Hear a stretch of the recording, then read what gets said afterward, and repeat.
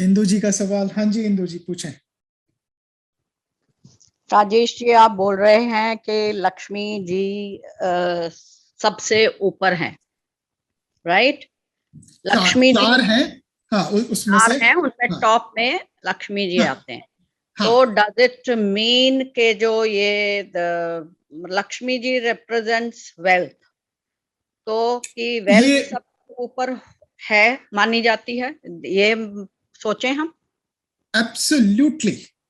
पहली बात, पहली बात जो समझाने की है कि ये वेल्थ सबसे ऊंचा है, definite, there is no doubt about it. लेकिन जो लक्ष्मी जी का है वो एक मिसनोमर है कि वेल्थ रिप्रेजेंट करती है। Lakshmi ji represents all that is good, material, non-material, all that is good, all that is beautiful.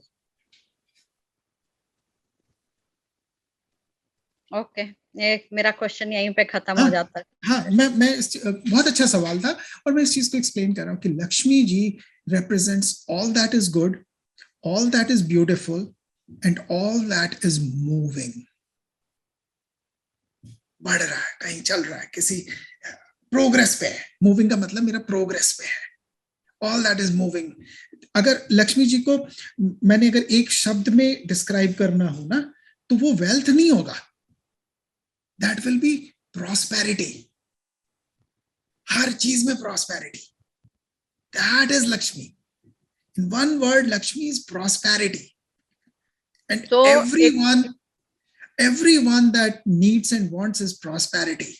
Spiritual path में भी you want prosperity, पढ़ते रहना। लक्ष्मी जी का नाम इज प्रॉस्पेरिटी, नॉट वेल्थ। गलत बोलते हैं जो भी कोई बोलता है। लक्ष्मी जी इज वेल्थ इन इटसेल्फ, लेकिन लक्ष्मी जी का एक्चुअल चीज इज वेल्थ। अगर पड़ा हुआ है, ग्रो नहीं कर रहा है, तो इज नॉट लक्ष्मी। लक्ष्मी जी का एक्चुअल मतलब प्रोस्पेरिटी। मैंने बोला ना कि she is the active energy of the world, जो कि कभी सोता नहीं है, पलक नहीं झपकती जिसकी। So we are not supposed to feel guilty if we are looking for prosperity and not at all. good no, things in बिल्कुल life. नहीं, बिल्कुल नहीं। बल्कि मैं हर किसी को कहता हूं कि if you truly respect Lakshmi ji, तो अगर एक छोटा सा सिक्का भी नीचे जमीन पे गिरा हुआ है तो प्लीज उसको रिस्पेक्टफुली उठा के रिस्पेक्टफुली रखो।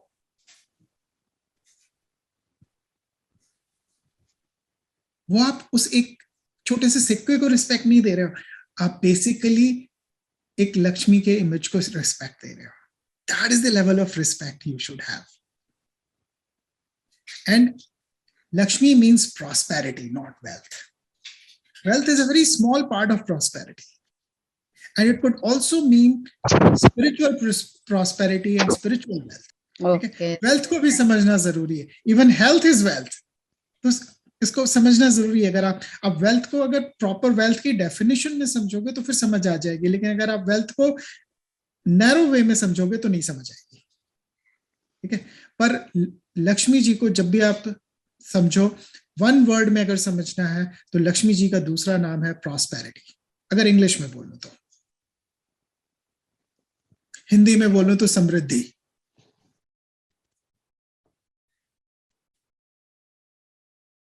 अच्छा सपना, आप सुन रहे हो?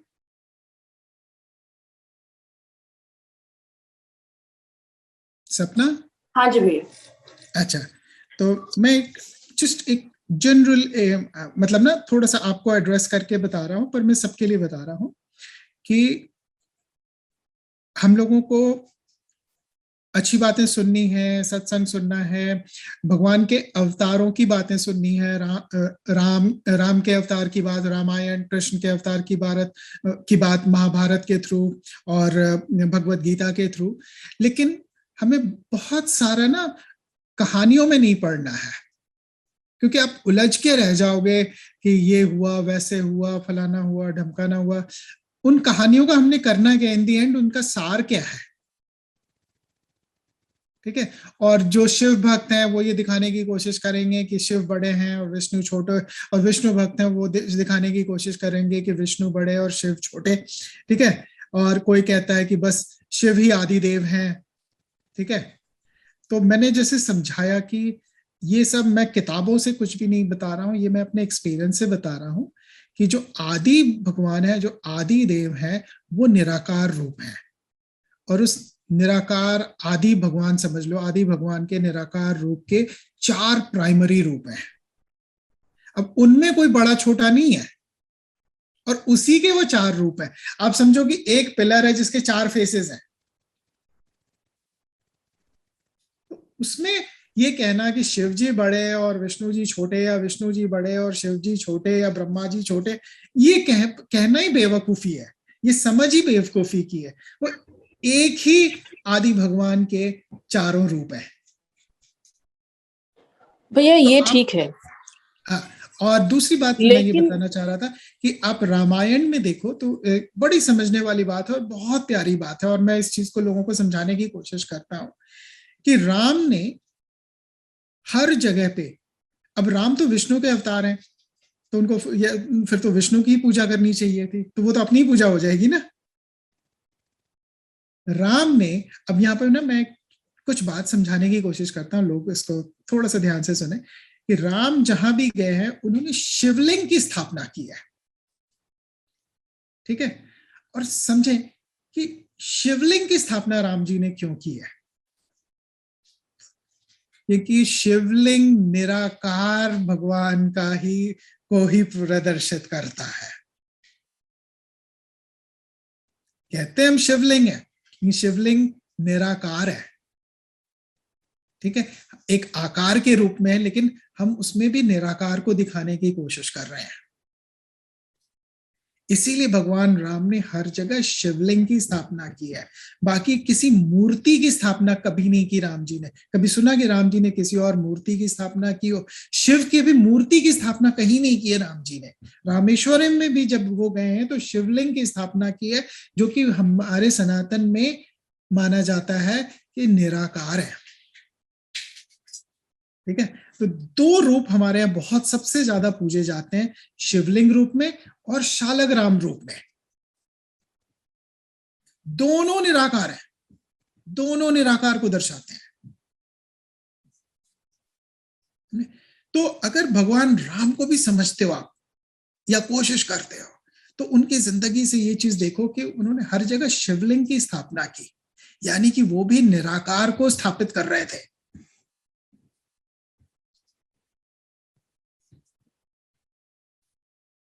भैया, यहाँ 2 सवाल है मेरे। हाँ बिल्कुल, पूछो सवाल। भैया, हम ये सत्संग कर रहे हैं, हाँ, और आपने जैसे पहले कहा था कि हम ये सत्संग को हमेशा एक वार्तालाप या आदान प्रदान, हम यहाँ सीख रहे बिल्कुल, हैं, क्वेश्चन समझ आंसर, रहे हैं, क्वेश्चन आंसर्स कर रहे हैं। बिल्कुल बिल्कुल। तो अब हम खुद जानते हैं कि हमारे धरती पे देवी देवताओं या शक्तियां हर बार जन्म लेती है हमें सही मार्ग पे लाने के लिए। हाँ हाँ।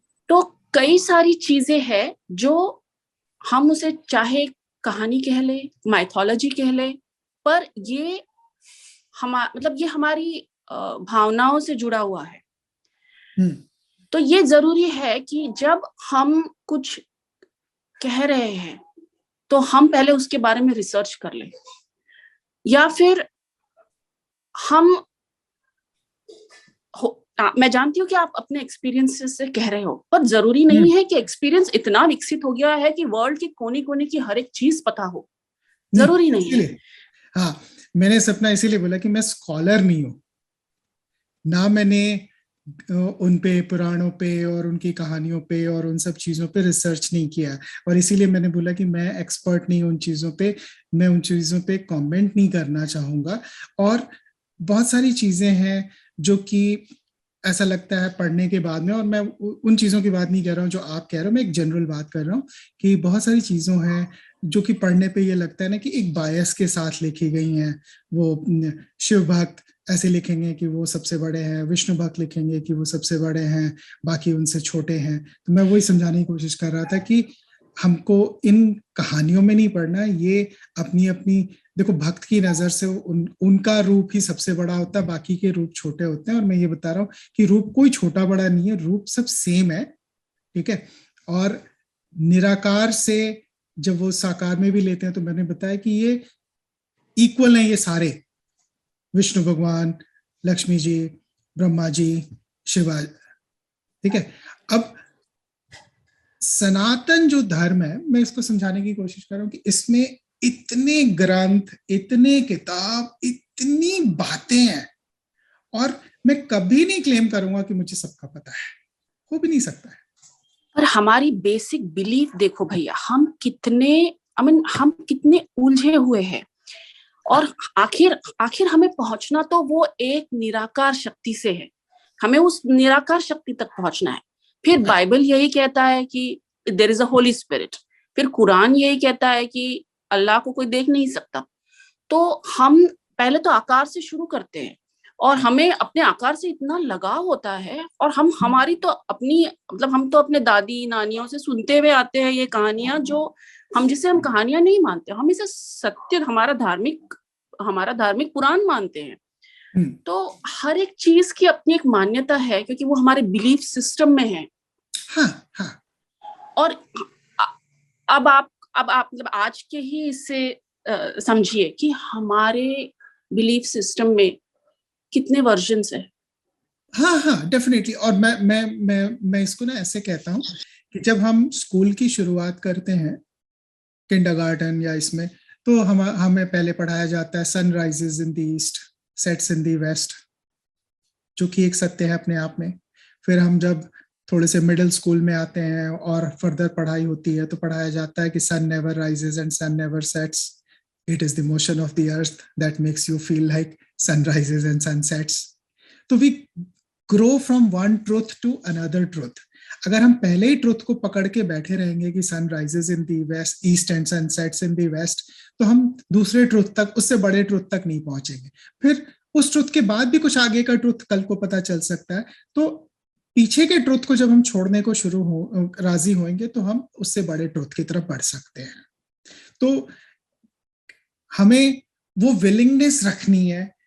अगर हम कुछ छोड़ेंगे नहीं पीछे का, तो हम आगे नहीं बढ़ सकते हैं। अगर हमको यहाँ पर से कदम उठा करके आगे रखना पड़ेगा, तभी हम आगे बढ़ सकेंगे। आप सोचो कि मैं आगे भी बढ़ जाऊं और जहां खड़ा हूं वहां भी खड़ा रहूं, तो वैसे नहीं हो सकता किसी के लिए भी। तो हमें पीछे का छोड़ना पड़ेगा, तो आगे बढ़ेंगे।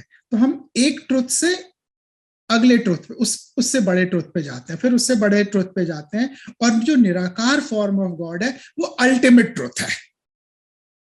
तो जो हम बात कर रहे थे सत्य की, तो वही मैं ये बता रहा हूं कि हम अपने सत्य से शुरू करते हैं। हम जहां भी खड़े हैं, मैं ये नहीं कह रहा हूं कि आप असत्य पे खड़े हो, जो जहां भी खड़ा है वो अपने सत्य से शुरू करके अपने उससे बड़े सत्य पे, उससे बड़े सत्य पे, उससे बड़े सत्य पे, और सबसे बड़े सत्य पे पहुंचता है। राजेश जी, यहाँ पर एक छोटी सी बात बोलना चाहती हूँ कि यदि हमारा अल्टीमेट एम अद्वैत है, हम लोग ये बोलते हैं कि नहीं, नीलम जी रोकूंगा जी। मैं ये बता रहा हूं कि अल्टीमेट जो सत्य है वो अद्वैत है। जी जी। Ultimate existence in the form of satya is Advaita. लेकिन मैं ये नहीं कह रहा हूं कि सबका एम अद्वैत है, सबके अपने अपने एम हो सकते हैं ना। बिल्कुल ठीक है, बिल्कुल ठीक है। मैं अपनी बात कर रही हूँ यहाँ पर, और इसी डिस्कशन को एक चैनलाइज करने के लिए बोलना चाहती हूँ कि यदि चाहे हम आज ये सत्संग कर रहे हैं, इस अध्यात्म के रास्ते पे हैं, और अल्टीमेटली जैसे आपने कहा कि आज आपका कोई भी सत्य है, ठीक है, मगर आपको अल्टीमेटली पहुंचना वही है, सभी की जर्नी ने वहीं जाके खत्म होना है। हाँ, तो अगर अल्टीमेट सत्य तक पहुंचना है तो वहीं पहुंचना है, बिल्कुल वहीं पहुंचना है ना। तो वहीं पहुंचेंगे। हाँ, वहीं हम पहुंचेंगे। तो फिर हमें अपने आप को उसी रास्ते पे, सूनर इज द बेटर। तो उसके लिए सारी फॉर्म्स को एक तरफ रख के, जो एक निराकार ब्रह्म है, उसको, उसकी पूजा का या उसको पाना नहीं, मतलब उससे मिलने का एक जो जैसे हम लोग फॉर्म्स को इसलिए भी मानते हैं कि हम लोग अपनी आस्था को, अपनी विश्वास को, अपने एक बिलीफ को एक शेप जब देते हैं, तो हमारे लिए उसको उसको लेके मेडिटेट करना, पूजा करना इजी होता है। एक ये भी एक हाँ बात होती हाँ है। बिल्कुल, तो वही तो मैं, हाँ और यदि हम उस सारी की सारी फॉर्म्स को छोड़ के हम फॉर्मलेस पे कैसे आए, आई थिंक फिर हमें इस तरफ आपसे इंसाइट चाहिए कि फॉर्मलेस को कैसे पूजा जाए, बिल्कुल। कैसे रास्ता हो कि निर्वाण की तरफ चले। फिर 2-3 बातें इसमें समझने की जरूरी है कि मैं किसी से नहीं ये कह रहा हूं कि आपने जिस फॉर्म की में आप पूजा कर रहे हो, जिस फॉर्म की आप पूजा कर रहे हो, ठीक है, उस फॉर्म की आप पूजा करते रहो, पर उसके साथ में ये ध्यान रखो कि उनकी आशीर्वाद से, उनकी हेल्प से, उनको माध्यम बनाते हुए आपको फॉर्मलेस तक पहुंचना है। जी जी, तो हाँ वही तरीके की बात ही कर रही हूँ कि भाई क्या हाँ क्या कि कैसे किया जाए कि हम वहां पे उस डायरेक्शन में चलना शुरू हो। मैं वही बता रहा हूं कि एक तरीका तो ये है कि जिस भी फॉर्म पे आप हो, देखो मैं किसी का फॉर्म किसी से नहीं छुड़ाने की बात नहीं कर रहा हूं, जिस भी जी जी, फॉर्म पे आप पूजा करते हो कंटिन्यू करो, उसको छोड़ने के लिए नहीं कह रहा, बस हाँ जी ये हाँ जी, समझो कि उस फॉर्म के माध्यम से आपने निराकार तक पहुंचना है, ठीक है। तो जब आप उस फॉर्म तक पहुंच जाओगे, उसके बाद भी आपके लिए एक स्टेप, मतलब समझ लो कि और आगे जाने का बचेगा, जो कि निराकार का है, जो कि फॉर्मलेस का है।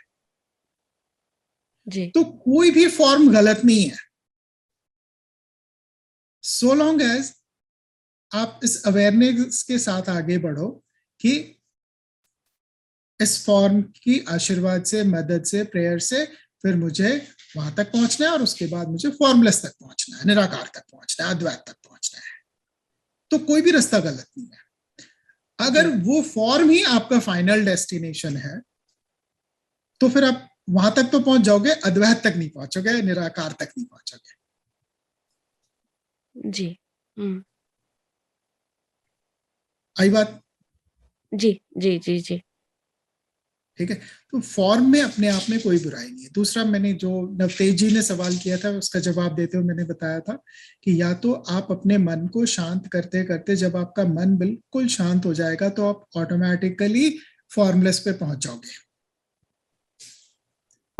तो और मन भैया को, हम्म, क्या मतलब जो हमारे जो इतने सारे फॉर्म्स है भगवानों के, हम्म, मतलब हर कोई हर एक फॉर्म से नहीं जुड़ पाता है। बिल्कुल किसी किसी के बिल्कुल, लिए इसीलिए फ्रीडम हनुमान है। जी सबसे सर्वश्रेष्ठ होते हैं, पुकारने पर इमीडिएटली उनकी सहायता हो जाती है। किसी किसी के बिल्कुल। कृष्ण जी सबके सहायक होते हैं। तो मैं यहाँ ये पर तो ना एक बहुत अच्छी जर्नी बात है। बोली सपना। हाँ जी। जब आप रामायण पढ़ोगे ना, तो रामायण में जब राम जी फाइनल अपना जल समाधि ले रहे थे, तो राम जी के साथ में उनके भाई, उनके मित्र, बहुत सारे लोगों ने जल समाधि ली थी राम जी के साथ में।